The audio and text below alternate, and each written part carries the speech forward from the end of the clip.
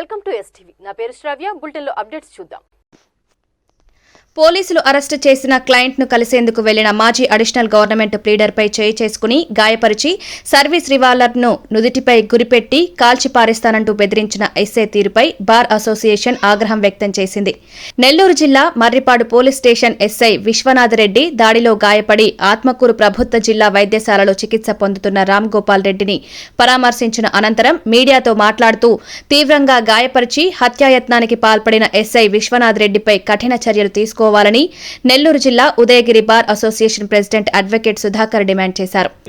సుబ్బయ్య అనే వృద్ధుడిని తీసుకెళ్లి అతన్ని అనవసరంగా సబ్బధికారులు కానీ Marripadu sub inspector of police అయిన విశ్వనాథ్ రెడ్డి గారు కానీ అక్కడ తీసుకెళ్లి వాళ్ళని ఇబ్బంది పెడతా ఉంటే అతన్ని కోసం అతను సంరక్షించాలని వృద్ధుని ఇబ్బంది పెడుతున్నారని తెలిసి అక్కడికి పోయినందుకు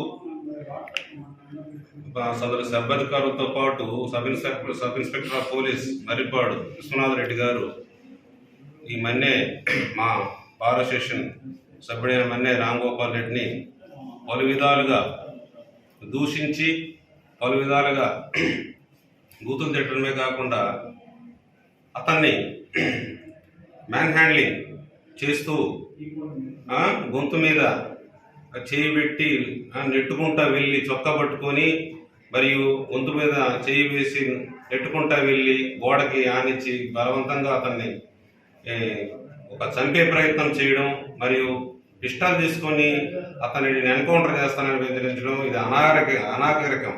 వెళ్ళినా అంటే మెడికల్ రిపోర్ట్స్ సంబంధించి పై అధికారులకు అందరికీ వెళ్ళి తెలియజేసినా కూడా హాస్పిటల్ ఇంటిమేషన్ వెళ్ళినా కూడా వాళ్ళు ఎంతవరకు స్పందించలేదు. ఈ విషయంలో ఇక్కడ ఆత్మకూరు న్యాయవాదులు అందరూ దీనికి మంచి ఉధృతంగా బాయ్కాట్ ఉధృతం చేస్తున్నారు. అదేవిధంగా ఉదయగిరి మేమందరం కూడా ఈ న్యాయ పోరాటానికి అతనికి మద్దతు ఇస్తున్నాము. ఖచ్చితంగా ఈ పై అధికారులు న్యాయం చేసేంత వరకు మేము ఈ పోరాటం కొనసాగిస్తామని ఇందు మూలంగా తెలియపరుస్తున్నాము. ఆత్మకూరు ప్రభుత్వ జిల్లా వైద్యశాలలో చికిత్స పొందుతున్న బాధితుడు రామ్ గోపాల్ రెడ్డి మాట్లాడుతూ జరిగిన ఘటనా వివరాలు తెలిపారు. సుబ్బయ్య ఏది పరిస్థితి అంటే మాట్లాడుతున్నాను.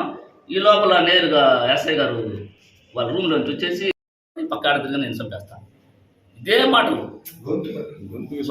ఇది ఆ లోపల గొంతు పట్టుకొని ఇదంతా నాన్న రబ్బ చేసి డోర్కి వాడికేసి బాడీకేసి అంతా నూరిమే ఊపిరి తిరగ కాబట్టి నేను అట్టే సమయించుకొని మరి బయటకు వచ్చాను. కేకలు ఇస్తారు. మా వాళ్ళు వచ్చారు. బాబు మా వాళ్ళు అప్పుడు గేట్ కాడికి వచ్చారు. అప్పుడు డోర్ తీసి లేకపోతే దాకా తీసి డోర్ పడతాను పట్టుకొని లాక్కొని పోయి రూమ్ దగ్గర తీసుకుపోయాడు. నేను బాగా ప్రతిఘటించాను.